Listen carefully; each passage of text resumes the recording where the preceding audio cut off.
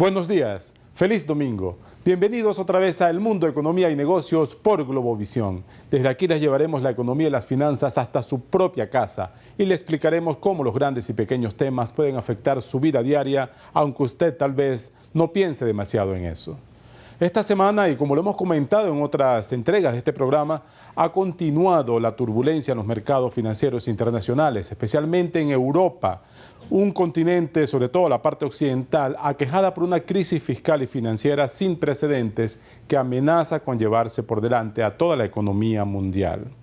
La gente nos pregunta, ¿qué pasará con el euro? ¿Mantendrá su cotización respecto al dólar o el dólar seguirá subiendo como lo ha hecho en las últimas semanas?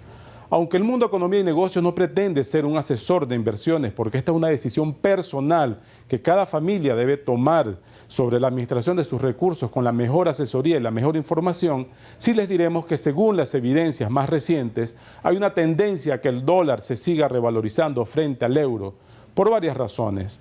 La principal es que en medio de esta especie de inundación que afecta a los mercados financieros, los inversionistas corren hacia la casa más alta, la mejor protegida. Y esta es Estados Unidos, el dólar y los papeles del Tesoro de Estados Unidos. Sigue siendo la principal economía mundial y aunque también tiene sus propios problemas, es muy difícil que haya un default, es decir, un impago de la deuda de Estados Unidos, por lo cual el dólar se ha fortalecido respecto al euro, porque en el otro lado del Atlántico sí hay serias dudas acerca del impacto de la deuda pública de varios países sobre los mercados financieros y también sobre el mercado de monedas, en particular sobre el euro. Volviendo a Venezuela, vamos a tocar otra vez el tema de los alimentos. Es un hecho muy importante porque afecta la vida de todas las personas. Esta semana el Banco Central de Venezuela reveló sus cifras de inflación para el cierre de septiembre. Si hacemos un corte anualizado, que se llama, de los últimos 12 meses, terminados justamente en septiembre, el alza de los precios, o sea, la tasa de inflación promedio fue de 26%. Pero en el segmento de alimentos y bebidas fue de 31,5%.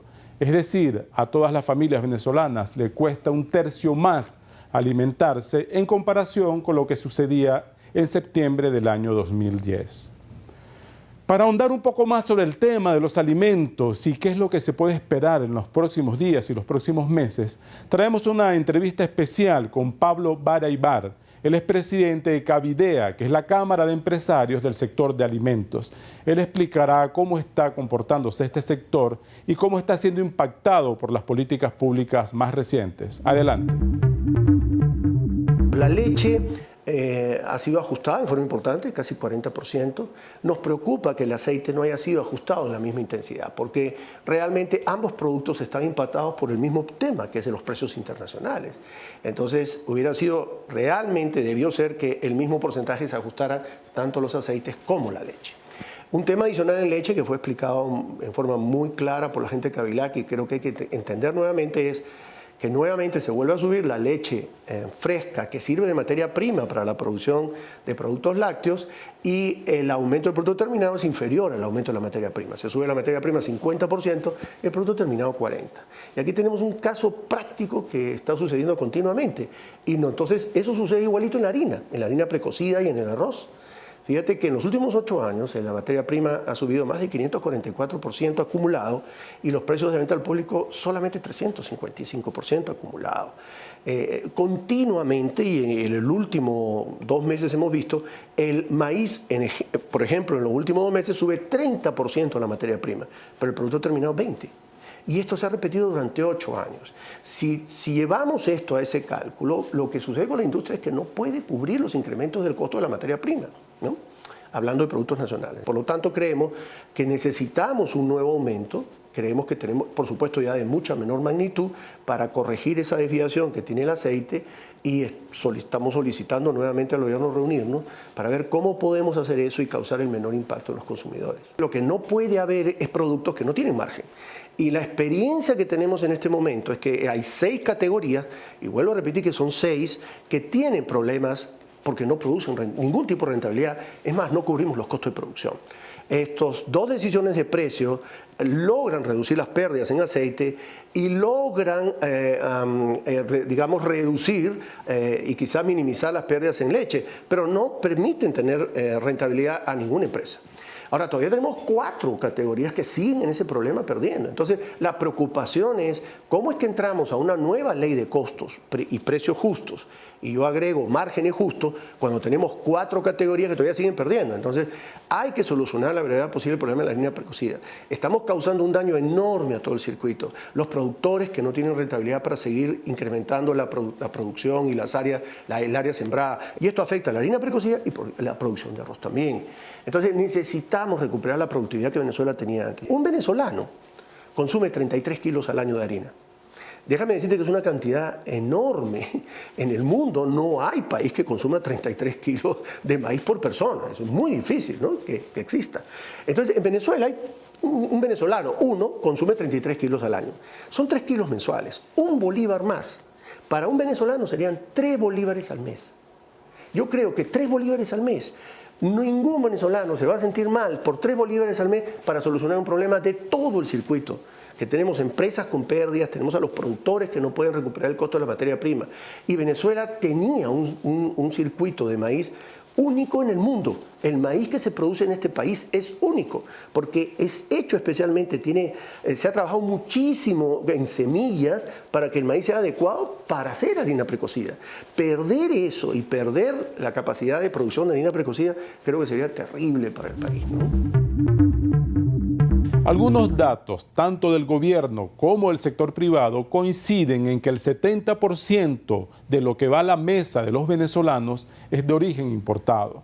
Es por eso que este segmento de la economía siente tanto el impacto de lo que ocurre internacionalmente, donde, como hemos visto, hay alzas fuertes de varios de los llamados commodities agrícolas, es decir, algunos tipos de productos que se cotizan en los mercados internacionales cada día según la oferta y la demanda y algunas circunstancias internacionales.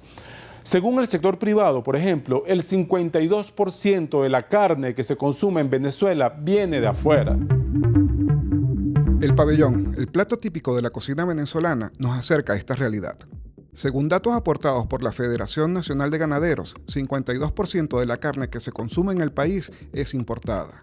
Nuestros mayores proveedores provienen de Brasil, con 82%, y Nicaragua, con 13%, según cifras del Instituto Nacional de Estadísticas correspondientes al primer semestre de 2011. El arroz, otro de los ingredientes del pabellón hasta hace poco, era de producción nacional. En la actualidad, cerca de 20% de la demanda es importada.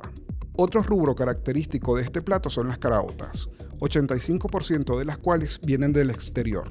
De esta cantidad, China aporta 49%, Argentina 34% y Nicaragua 9%. Visto así, observamos que de este plato las tajadas son el único ingrediente 100% nacional, aun cuando el aceite donde se fríe está fabricado con 85% de materia prima importada. Y lo que no puede faltar es el café que a la gran mayoría de los venezolanos les gusta tomar luego de un buen almuerzo. Entre 40% y 50% del café que consumiremos en el país este año vendrá de otras tierras, dejando atrás más de 500 años de autoabastecimiento y capacidad de exportación en este rubro. Y si lo prefiere con leche, debe usted saber que la mitad de la leche que demanda el país es comprada a productores de Nueva Zelanda, Argentina y Nicaragua, entre otras naciones. Otro de los rubros que no escapa a esta realidad es el azúcar. 60% del endulzante para las caraotas, según el gusto de cada persona, o bien para acompañar un determinado jugo, es importada. 70% viene de Brasil, 23% de Guatemala y 7% de Nicaragua. Finalmente, al margen de que los porcentajes varíen según la fuente que los suministre, una cosa es segura: más de la mitad de los alimentos que consumimos los venezolanos son importados. Frente a esto, tendría usted que preguntarse si la soberanía alimentaria es una meta posible de alcanzar en el corto y mediano plazo. Para solucionar a largo plazo el problema de la inflación, hay que pasar por aumentar la oferta interna de alimentos para tener una economía menos dependiente de lo que ocurre internacionalmente. Vamos a una breve pausa y enseguida volvemos con más de El Mundo, Economía y Negocios.